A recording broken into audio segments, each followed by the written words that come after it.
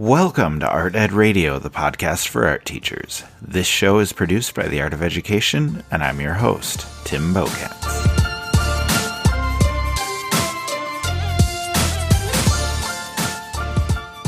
Teaching is one of the most visceral things you can do. The best teachers are the ones that are totally committed, physically, mentally, and emotionally. Teaching so often defines who you are, what you think about, how you act, and what you do. And that's amazing because all of us are so proud to be teachers, and we don't mind spending a little extra time at school or a little extra money for supplies or going that additional mile to help the student who's been struggling. But what happens when you begin to struggle yourself? What happens when your commitment to teaching and to your students becomes this overwhelming burden? You just have this deep, deep fatigue and you can't get out of it no matter how badly you want to. Okay, it's that kind of tired where you just want to disconnect from life. Okay, you're anxious. Okay, there's this constant feeling that you can and should do more, even if you're doing enough already. It's this weird sense that you need to unplug, you need to get away from it all, but you just can't stop worrying about all the things you think you should be doing. You're overwhelmed. Okay, you look at it, the to-do list, and you think that you're never going to be able to get it all done. And when that happens, you start settling for lower quality work just so you can check off a dozen more boxes and get to the dozen below them. And the whole time you have this nagging feeling that the list is never really going to go away. You're slumping. Teaching isn't as fun anymore. You're losing your creativity, your imagination, your patience, your enthusiasm for the daily challenges. In short, you're burnt out. So how do you get out of that? How do you break the cycle of negativity, get your mindset right, and take care of yourself enough to move past those feelings of burnout? I've got some ideas on, what this means, how you can do with it, and I've got Andrew right here for a face-to-face conversation. So let's go ahead and turn on his mic and we'll bring him on to talk about burnout.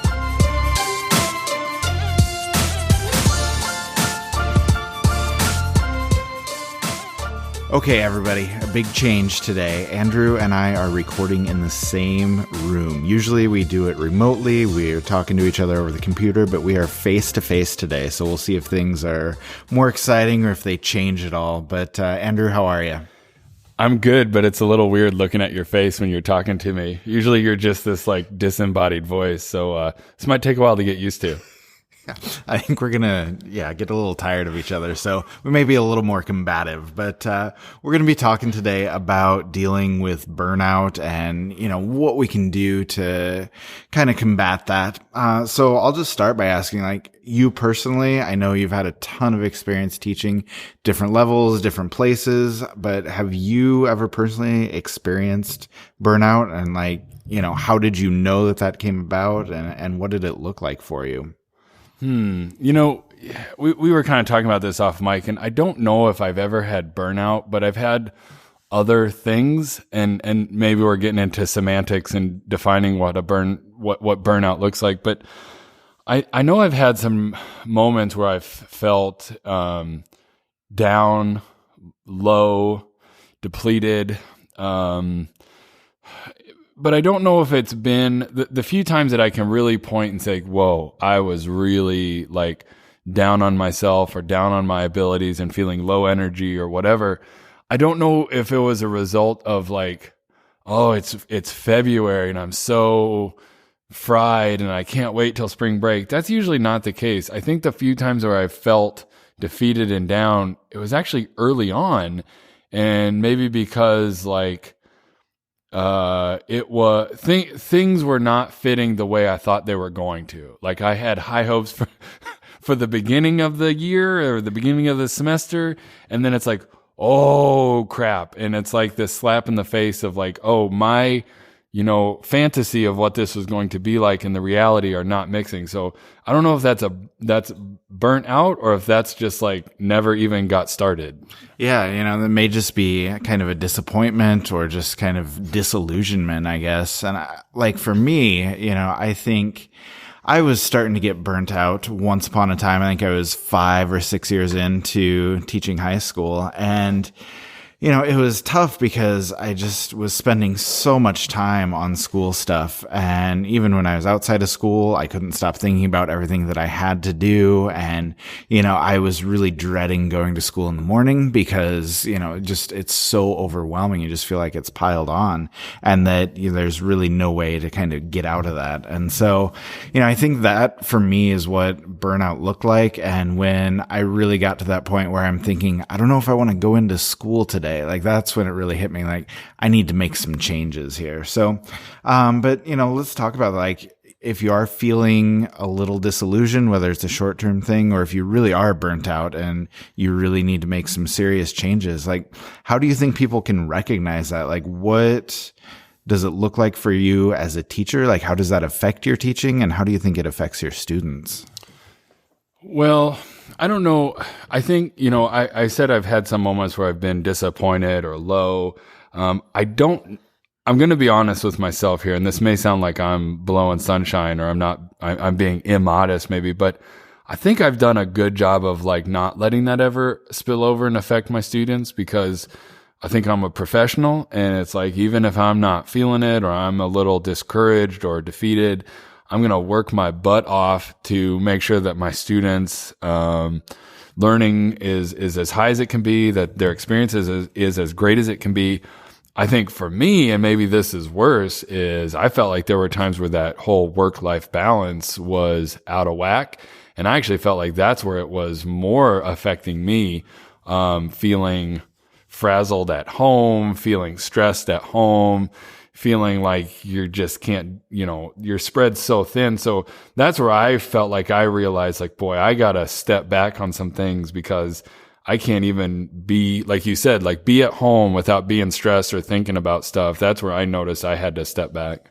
Yeah. And I think that, is when things start to get to a kind of unhealthy level when it's affecting things at home. Because I think a lot of us as teachers, no matter what level you are, it's just so hardwired into your brain that you're always going to be on for students. You always want to do things right when you're in the classroom. And it's one of those places where you really can control everything that goes on. So, I think a lot of people, maybe if they are feeling burnt out, it's not going to affect their teaching as much, but, it can manifest itself in other ways outside of the classroom. And like I said, I think that's where it can start to get a little bit unhealthy. So let me ask you this though, like, if it is starting to become overwhelming, if it is starting to be too much, like what are some ways that you can cut back on everything that you need to do at school? Like how do you get out from feeling overwhelmed? Like how do you change things up and get rid of some of those requirements, some of those things that you have to do so you can get back to where you need to be?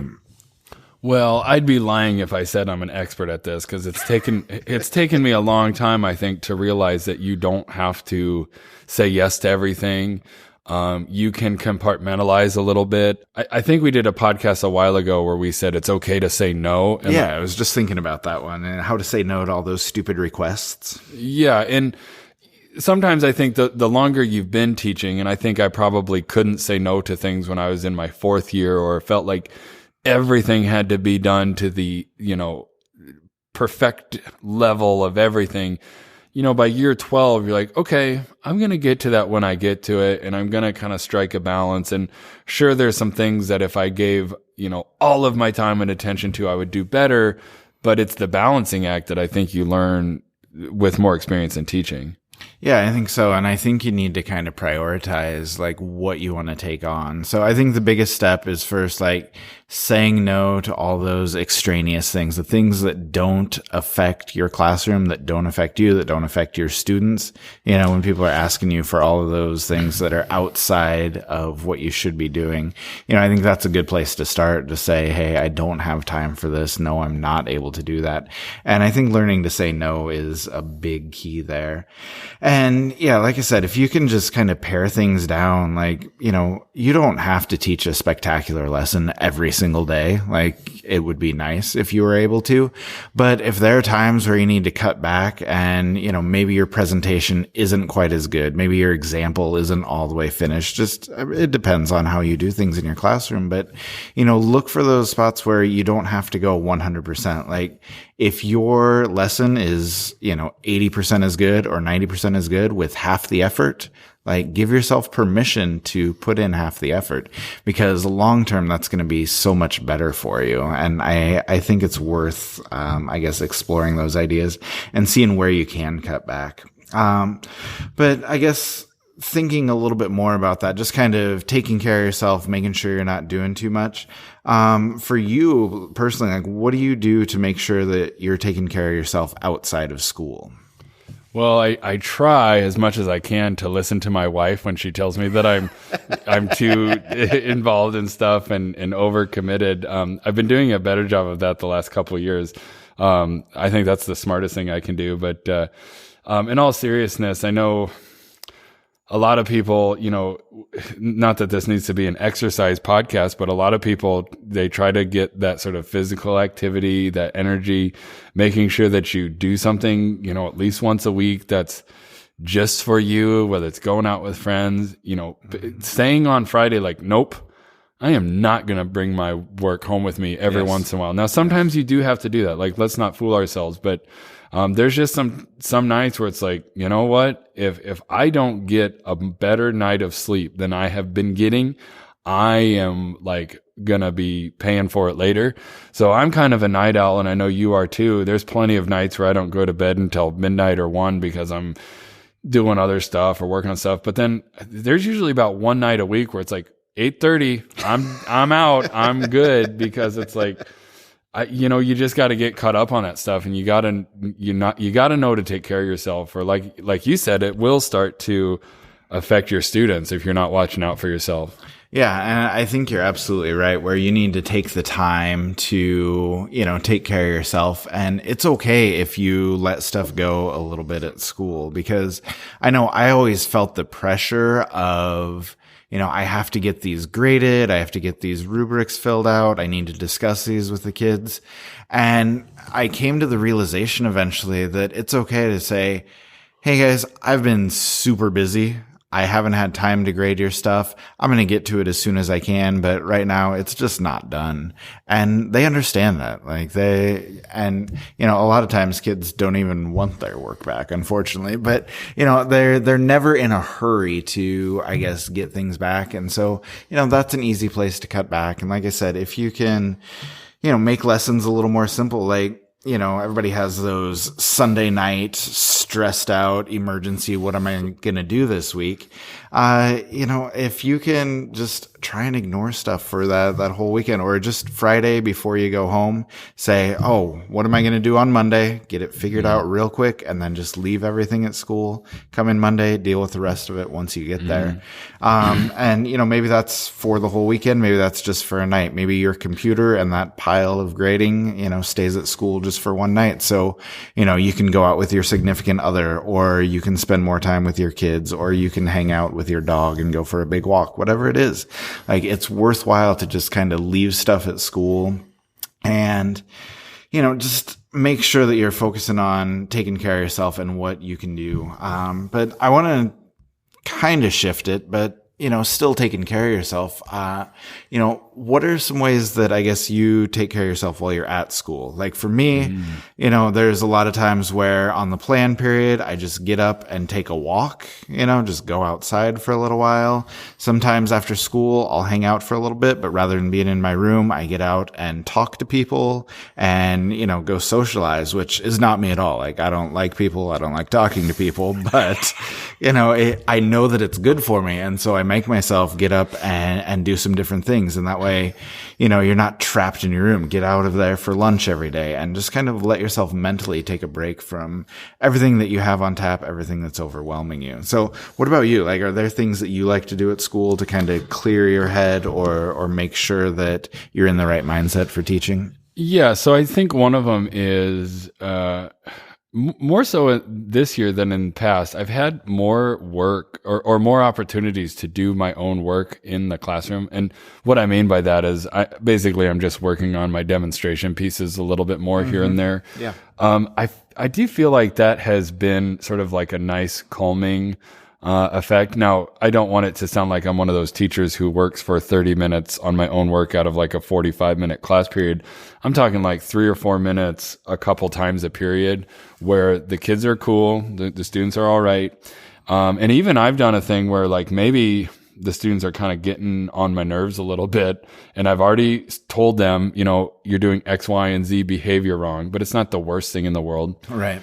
Rather than jump to battle because, we're just going to keep butting heads, I'm just going to work on my artwork right next to them for like 2 or 3 minutes. Yes. Usually they'll kind of simmer down a little bit. We get into some interesting conversations. Sometimes some of my students who have the most behavioral issues have some of the most interesting stories, shall I say. And I think it's helped keep me level to where I've had some behavioral issues this year. No joke or no doubt about it. It's kept me a little more even keel and not taking it so personal and not like getting so upset about, these students are just not connecting. And when I sit down and work next to them, there's a reason why most of them are not connecting and not excelling in school. There's one other thing I do that I think is weird. And sometimes I think I get in my own head too much and I can kind of be my own worst enemy about what's not right and what I don't like. And I wish I could fix this and yada, yada, yada. And I think a lot of times it's what you see in the classroom for 43 minutes, 45 minutes.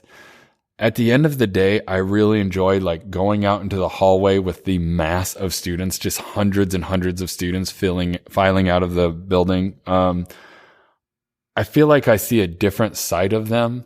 They're unfortunately they're happy because they're leaving, but a lot of the students will like let their guard down and I can let my guard down a little bit. And I actually think those moments of seeing your students in passing or outside of the normal classroom context has been where I've been able to build and rebuild rapport with my students. And it's given me a better outlook on humanity than if I only judge humanity by the students I see during that 45-minute class period. It could be a little bleak sometimes. So I try to find the goodness in them. Yeah, I like that. And I like just the idea of changing your mindset so you're not only focused on the behavior, whether that is in your classroom or in the halls or after school. I think that's a really good idea. So last question before we get out of here. If there are teachers out there who are feeling really burnt out right now, just have too much on their plate. What do you think are maybe 1 or 2 of like the most important actionable steps that you can take to kind of shift that momentum and maybe get yourself out of that rut, get yourself back where you need to be so you're not feeling so burnt out? I think my answer might surprise you. I feel like, I'm trying to spin this forward or imagine if I were really frazzled and really upset. And I've had some lows this year, but I don't think I've ever been that serious. But I think one of the things is like, weirdly enough, like try to limit how much sort of social media and screen time you're having. I think when you are sort of in this downward spiral of, pessimism and bleak and everything that's wrong, I think it's easy to rely on social networking and social media to echo that back to you. Right. So to get out of that stuff and find real people, like real tactile human beings that you can like shake their hand and talk to them. And maybe there's a little bit of a venting session. Maybe there's a little commiseration, but also like talk about what you can work on and try to rely on fellow teachers in your building, maybe teachers who are more experienced than you. Maybe it's a coach, and just say, listen, I'm struggling. I'm getting my butt handed to me this year.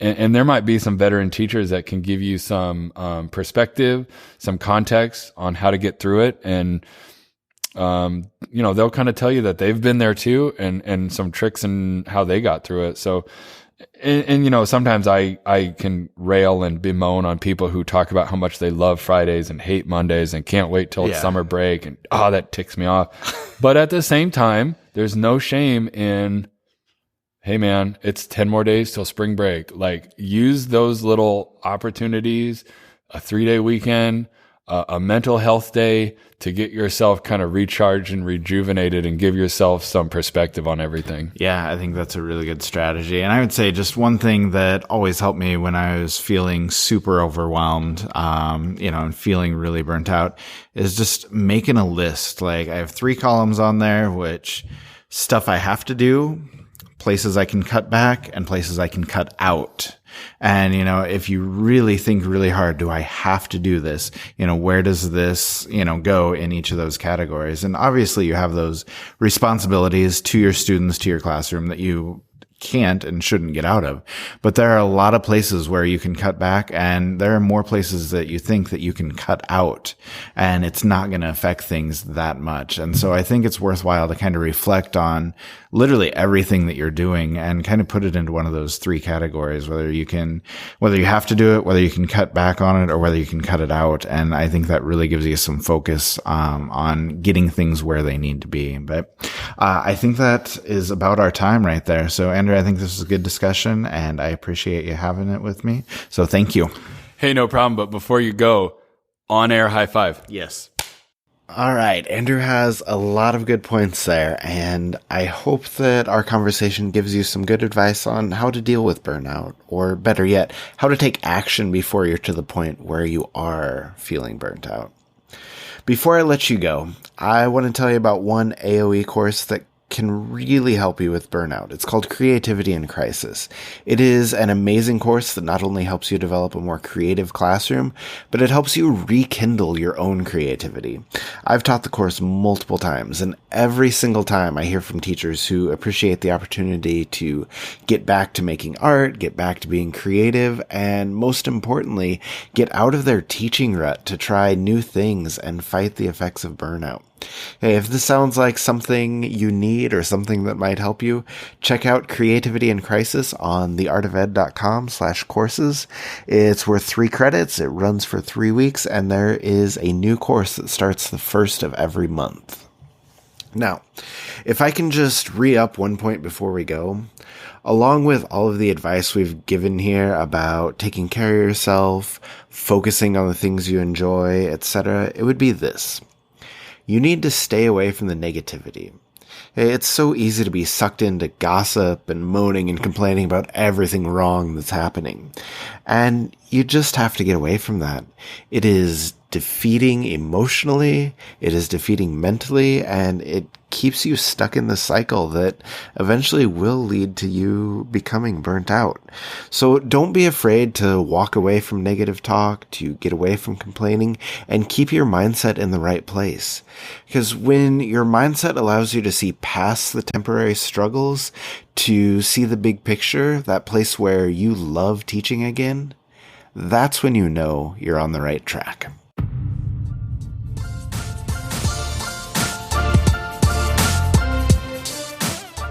Art Ed Radio is produced by The Art of Education with audio engineering from Michael Crocker. Remember that you can sign up for our email list at artedradio.com. Last week we sent out a survey about the podcast with a few questions for you, just about what we do and how we can improve the show. Andrew and I are always looking to get better at what we do because we want this podcast to be the best it can be. We want to hear from you, your opinions, your ideas, so be on the lookout for that survey. Fill it out. It should be in your email inbox if you are part of the Radio Guys email list. And like as I always say, we want to know your thoughts, good, bad, and otherwise, so send them to us. Thanks for listening.